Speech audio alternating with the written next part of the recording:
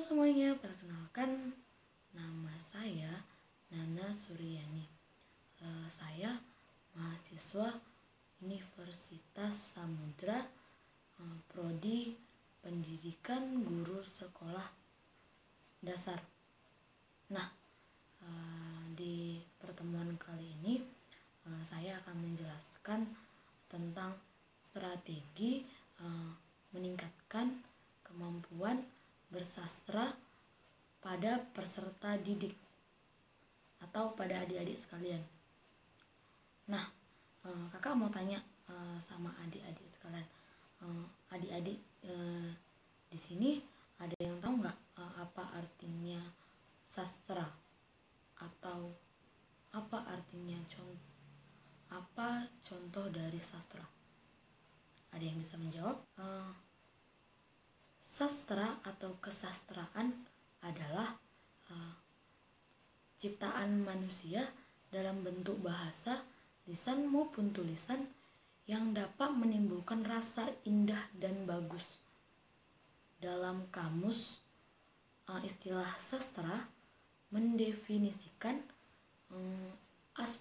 apresiasi sastra adalah penghargaan atas karya sastra sebagai kehidupan, sebagai diralat.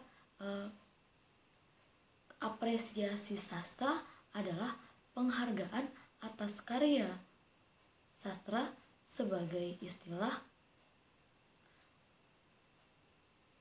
sebagai hasil pengenalan, pemahaman, penafsiran, penghayatan, penikmatan yang didukung oleh kepekaan daging terhadap nilai-nilai yang terkandung terhadap karya sastra tersebut.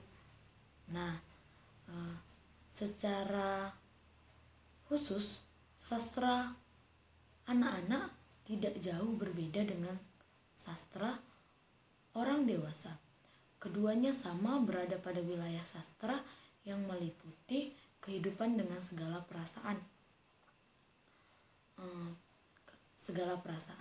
pikiran, dan wawasan kehidupan. Yang membedakannya hanyalah dalam hal fokus pemberian gambaran kehidupan yang bermakna bagi anak yang diuraikan dalam karya tersebut. Nah, sastra dalam anak-anak adalah bentuk kreasi imajinasi dengan paparan bahasa yang tertentu yang menggambarkan dunia rekaan, menghadirkan pemahaman atau pengalaman tertentu, dan mengandung nilai estetika.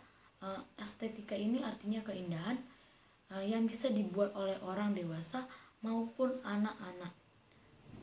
Sastra anak-anak adalah sastra yang mencerminkan perasaan dan pengalaman anak-anak melalui pandangan anak-anak. Kakak akan menjelaskan tentang manfaat sastra anak-anak. Nah, sebagai sebuah karya sastra, sastra anak-anak biasanya menjanjikan sesuatu pada pembacanya atau sesuatu kepada anak-anak, yaitu nilai yang terkandung di dalamnya yang dikemas secara intrinsik maupun ekstrinsik. Oleh karena itu, kedudukan sastra anak menjadi penting bagi masyarakat ataupun menjadi sangat penting bagi perkembangan anak. Nah, sebuah karya sastra dengan penggunaan kata yang efektif akan membuahkan pengalaman yang estetik. Nah, pengalaman yang estetik bagi anak-anak. Penggunaan bahasa yang imajinatif dapat menghasilkan respon intelektual dan emosional di mana adik-adik akan merasakan dan menghayati peran tokoh dan konflik yang ditimbulkannya, juga membantu mereka menghayati keindahan, keajaiban, kelucuan, kesedihan, dan ketidakadilan. Anak-anak akan merasakan bagaimana memikul penderitaan dan mengambil resiko juga akan ditantang untuk memimpikan berbagai mimpi serta merenungkan dan mengemukakan berbagai masalah mengenai dirinya sendiri, orang lain, dan dunia sekitarnya.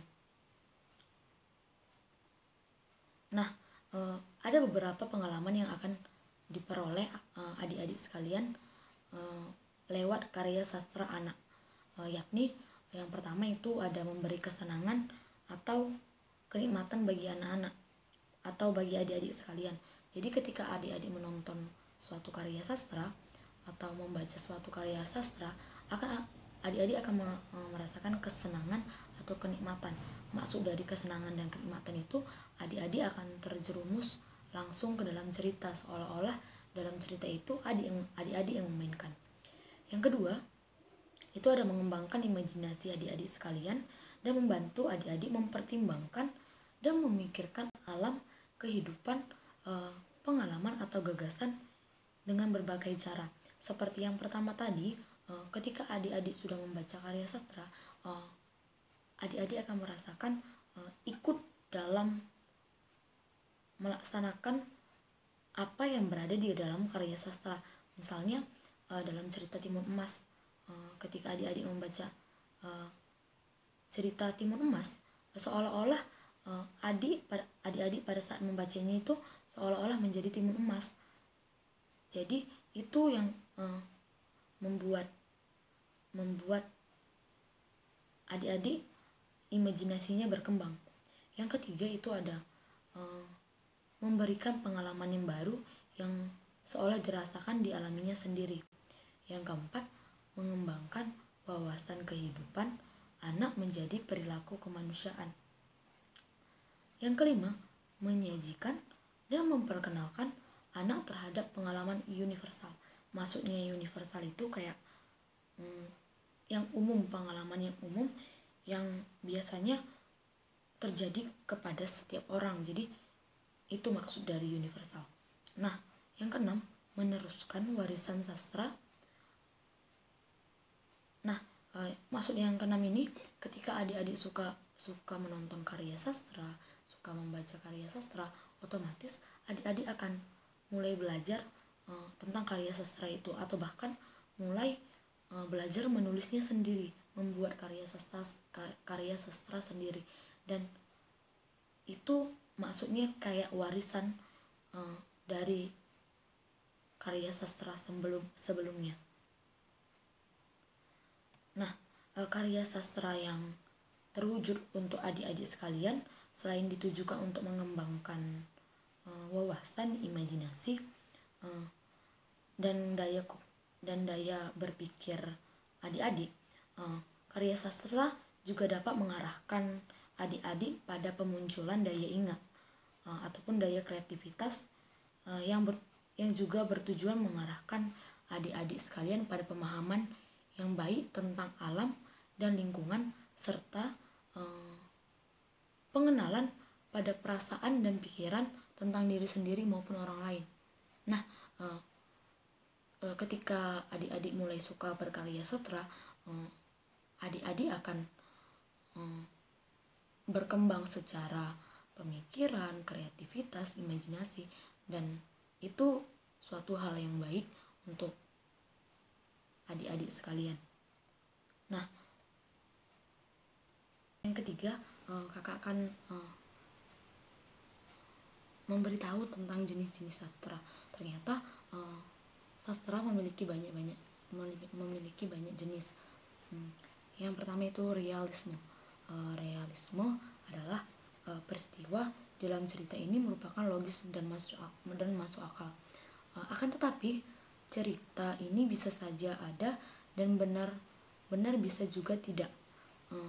Ada beberapa cerita yang dapat dikategorikan realisme meskipun terjadi adanya tumpang tindih, yakni cerita realistik, realisme binatang, realisme historis, dan cerita olahraga.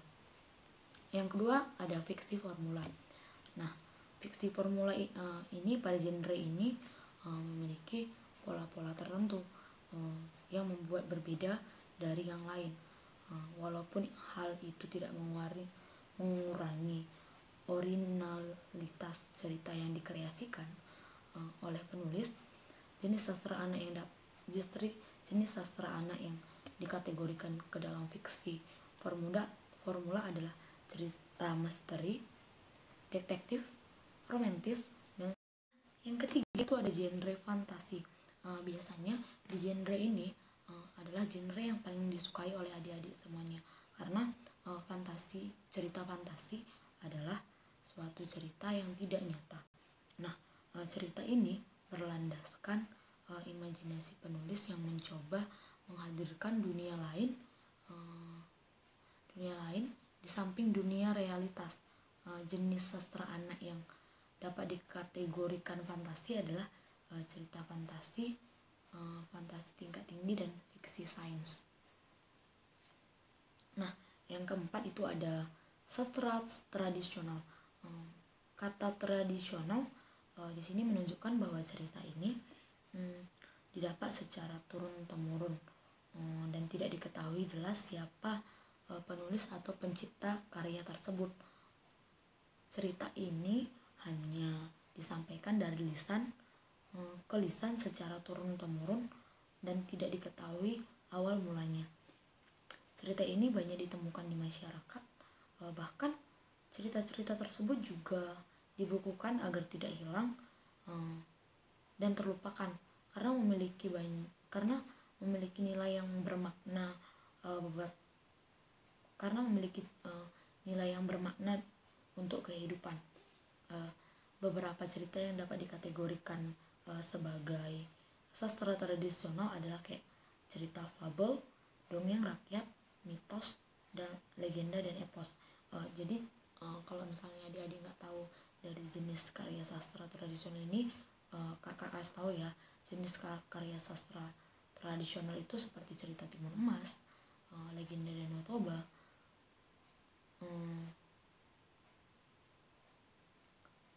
bawang merah bawang putih, seperti itu contohnya. Contoh dari karya sastra tradisional. Yang kelima ada puisi. Kakak rasa kalau puisi pasti adik-adik sekalian tahu itu apa namanya puisi kan.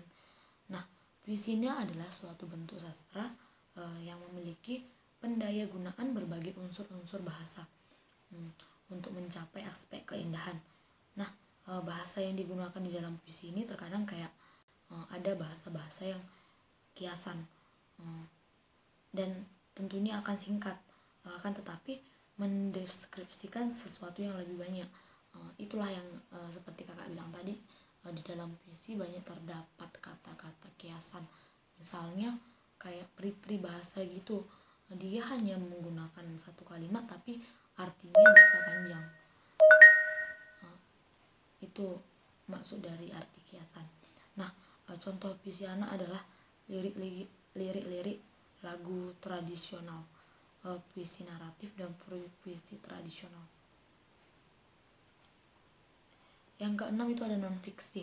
Tidak semua, dan ternyata di kategori yang non-fiksi ini tidak semua buku non-fiksi termasuk dalam genre sastra anak. Hanya buku-buku yang memiliki bahasa yang komunikatif, maksudnya komunikatif itu kayak mudah dipahami oleh adik-adik sekalian dan ditulis secara artistik sehingga anak dapat memperoleh pemahaman dan kesenangan. Jadi cerita yang non-fiksi yang dapat dikategorikan sebagai sastra anak itu cerita yang mudah dipahami oleh adik-adik sekalian. Seperti itu. Jelaskan tentang karakteristik sastra. Tidak hanya jenis-jenis sastra, sastra juga memiliki karakteristik atau ciri-ciri sastra anak dilihat dari beberapa segi. Yang pertama adalah segi kebahasaan, dan yang kedua itu ada segi kesastraan. Nah, yang termasuk dalam segi kebahasaan itu adalah yang pertama itu struktur kalimat. Nah, adik-adik, struktur Cerita anak biasanya menggunakan kalimat yang sederhana, dapat berupa kalimat tunggal, kalimat berita, kalimat tanya, atau kalimat perintah sederhana. Dalam sastra anak, lebih banyak dijumpai kalimat tunggal daripada kalimat majemuk. Nah, itu dia. Yang kedua ada pilihan kata. Dalam sastra anak, pilihan kata yang digunakan harus kata-kata yang umum didengar atau yang sering didengarkan oleh adik-adik sekalian, sehingga sastra anak dapat mudah dipahami. Nah, yang ketiga itu gaya bahasa atau majas. Gaya bahasa berkaitan dengan ciri pilihan kata yang telah dijelaskan sebelumnya, bahwa sastra anak lebih banyak menggunakan kata-kata yang konkret. Konkret itu artinya nyata. Kalaupun digunakan majas, majas yang digunakan adalah majas yang dikenal oleh anak-anak. Nah, tadi ada yang pertama tadi sudah kakak jelaskan tentang segi kebahasaan. Nah, yang kedua kita memasuki segi kesastraan. Dapat dilihat dari segi kesastraan, ternyata dapat dilihat dari unsur-unsur intrinsik. Yang pertama itu ada alur cerita. Alur cerita itu kayak jalan cerita dari sebuah karya sastra. Yang kedua, karakter atau tokoh cerita. Nah, karakter ini kayak siapa-siapa aja yang berperan dalam karya sastra tersebut. Seperti di cerita Timun Emas, tokoh-tokohnya itu kayak Timun Emas, Buto Ijo, gitu-gitu. Nah, yang ketiga tema. Tema ini biasanya kayak apa? Kalau Timun Emas itu kayak bawang merah dan bawang putih, itu temanya tentang keluarga, atau ada banyak sekali tema karya sastra kayak pendidikan, keluarga, ada banyak sekali. Nah, yang terakhir kakak akan menjelaskan tentang minat dan faktor penentu responsi adik-adik sekalian terhadap bacaan sastra. Nah, seorang anak atau adik-adik akan mempunyai respon atau tanggapan yang berbeda-beda terhadap sastra dalam menanggapi sebuah bacaan sastra. Nah, dalam menanggapi sebuah bacaan sastra yang dibacakan oleh adik-adik sekalian secara pribadi, adik-adik akan mempunyai cara tersendiri dalam mengungkapkan kesenangan. Nah, pikiran dan perasaannya. Setiap tanggapan terhadap sastra yang memang bersifat personal atau pribadi dan khas untuk masing-masing orang. Namun demikian, setiap tanggapan itu dapat merefleksikan umur dan pengalamannya. Nah, ketika adik-adik umur 5 tahun sering kali melibatkan diri secara total dalam sebuah sastra. Mengapa? Karena ketika anak berumur 5 tahun, anak belum tahu arti kata malu atau tidak percaya diri. Mereka hanya tahu senang-senang saja. Maka dari itu, ketika anak berumur 5 tahun, mereka akan mengeluarkan diri mereka secara total untuk sebuah karya sastra.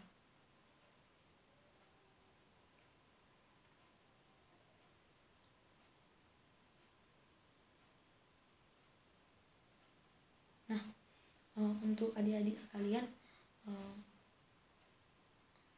ketika ingin meningkatkan kemampuan bersastra, adik-adik harus banyak latihan ataupun banyak membaca sebuah karya sastra ataupun karya-karya sastra yang ada di Indonesia, agar pengetahuan adik-adik sekalian bertambah dan kemampuan meningkatkan kemampuan bersastra adik jadi berkembang. Nah, hanya ini yang dapat kakak sampaikan. Kiranya dari materi ini adik-adik mendapatkan manfaat dari materi yang kakak sampaikan.